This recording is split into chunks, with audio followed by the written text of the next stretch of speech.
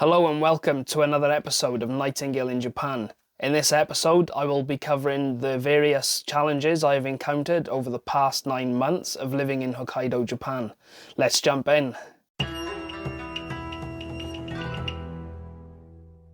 For those who are new to the channel, I moved to Hokkaido, Japan in March of 2023 on a Japanese spousal visa as my wife is Japanese.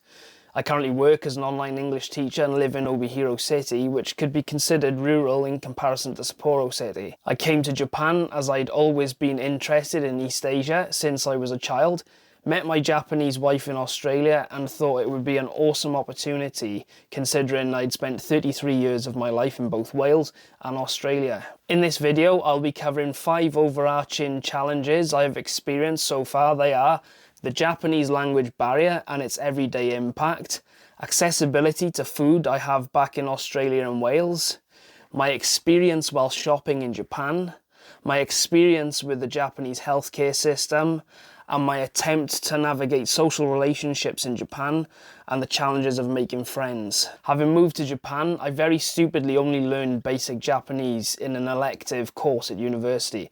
It is enough to ask for certain things and to say my please and thank yous. However, just like many other YouTubers and people that have come to Japan, I highly recommend aiming for a comprehension of the language that will allow you to communicate in day-to-day situations.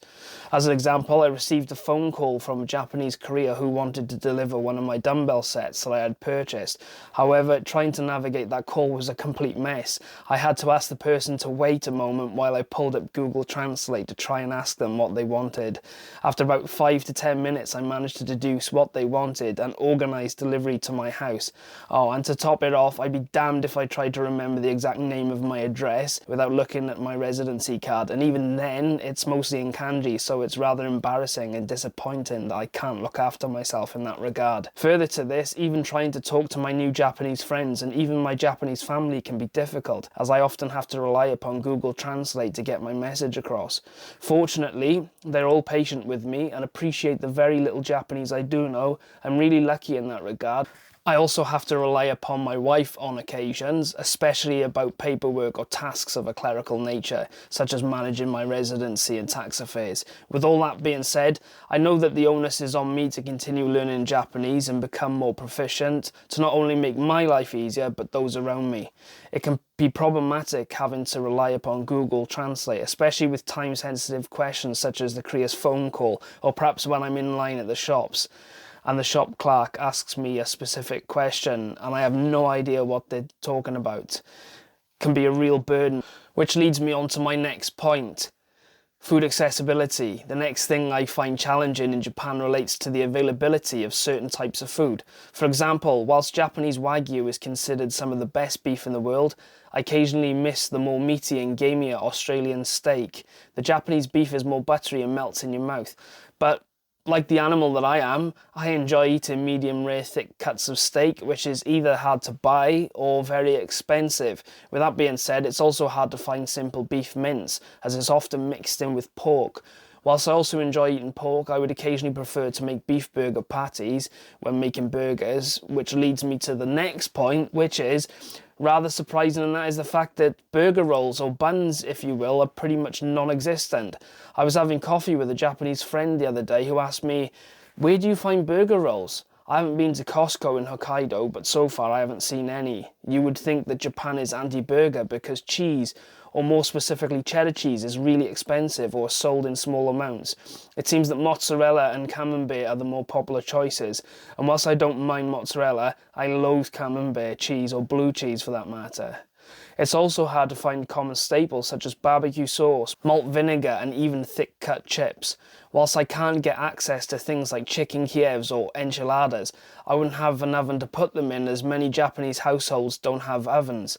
I have a little microwave that doubles as an oven, but it's small and maxes out at 200 centigrade. And talking about pork, the bacon in Japan is terrible. It ends up tasting more like processed ham. After doing some research, this is because the bacon in Japan is already pre-cooked. The sausages in Japan are more like hot dogs with a smoked flavour, and so trying to find something more akin to a bratwurst or a proper British pork sausage can be a mission. With that being said, as you can imagine, it's very easy to buy pre-made sushi or other Japanese convenience items like karage, pork katsu and ready-made salads and noodles.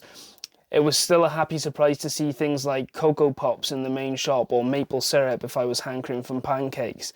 To get around this challenge, I utilise online stores like Amazon or go to a foreign-themed store called Caldi, which sells one of my favourite condiments, which is chipotle flavoured Tabasco sauce.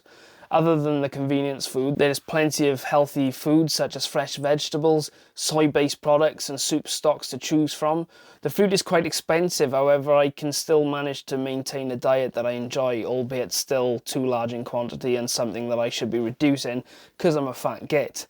I've incorporated Japanese products into my diet, such as eating a packet of natto every morning with 2 fried eggs, and also adding Japanese vegetables such as shishito or mushrooms to soups. And this brings us to another aspect of living in Japan that I've had to adjust to, the shopping experience.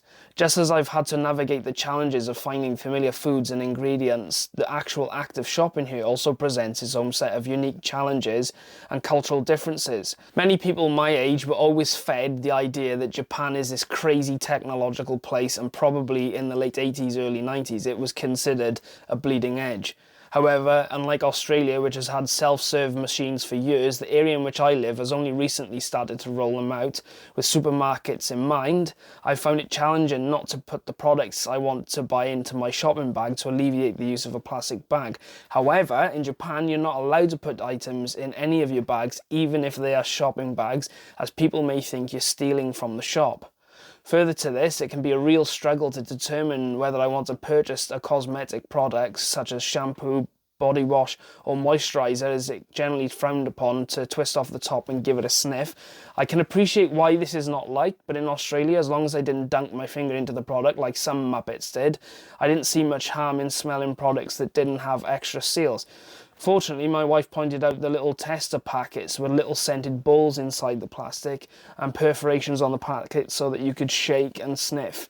This alleviates the need to open up the products, especially considering I won't buy a product unless I have some idea of how it smells. And just when I thought I was getting the hang of navigating Japan's shopping scene, I realised healthcare here is a whole different ballgame. It's not just about language, it's about understanding a system that's a bit different from what I'm used to. Let's jump into that next, and I'll tell you, it's been quite a journey. As I mentioned earlier, having a lack of language skills can make a stressful situation even more stressful, especially in the context of healthcare. Having broken my finger and cracked my ribs last year, trying to explain to the nurses in the local hospital what had happened was quite a mission, especially whilst I was in pain and also worrying that I'd done more damage than I expected. What I've also found is that in healthcare situations and even less serious situations, it can be a bit hard to get straight, direct, simple answers. It often feels as though the Japanese people I interact with have to jump through different layers of scripted protocol before giving me an answer to what I would consider a simple question. This might be a Western expectation, but it's something I find challenging and that I have to learn to be more patient about. I also quickly learned that upon dispensing medication from the doctors, unlike in Australia where I can choose what medication I want to be dispensed and when I want it, proved very different in Japan. Once I arrived at the chemist, they wanted to dispense everything on my prescription. I didn't need as many asthma inhalers as the doctor prescribed, as I already had some. As a result, the pharmacist had to make the effort to call the doctor to request a change to the prescription before allowing me to purchase my medication. This turned a simple checkup and request for medication into a right debacle, and I'm not going to lie, I really don't like being in hospitals. In future, I will ensure I clarify the amount of medication I need with a doctor before arriving at the pharmacy, which should alleviate any further headaches. In comparison to Australia, the last country I lived in, there are a few more hoops to jump through, but nothing so crazy that it will have a major impact on my health. But it can be time consuming. Dealing with the healthcare complexities highlights how essential clear communication and understanding of local systems are here in Japan, which isn't just limited to medical situations. These communication challenges also extend into my social life, where navigating cultural nuances becomes equally important, if not more so, in building and maintaining relationships. This brings me to the next significant challenge I've encountered in Japan: the complexities of social and cultural differences. Further to this, I joined a foreign group in Tokachi, which is a sub-prefecture within Hokkaido. However, Tokachi is bloody huge and everyone is sparsely separated, and while I live in Obihiro, which is the main town within Tokachi, it can be too much effort for people to meet up just for one night of drinks, as they would have to either pay for a hotel or somehow find their way back home, which in some cases could be more than an hour's drive by car. This can be a challenge, especially when trying to meet people who are on a similar journey after moving to Japan from another country. Even considering all of the difficulties I've had with my inability to speak fluent Japanese, the past 9 months have brought me so many wonderful interactions between both other foreigners and Japanese locals. I consider these relationships very important to me, and I look forward to developing them and watching them grow over time.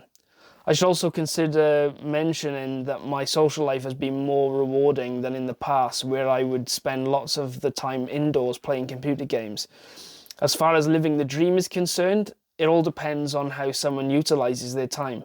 I believe I could have come to Japan and continued doing the same things as back in Australia, but because I'm pushing myself more, I'm opening up my opportunities to awesome things that I wouldn't have dreamed of doing.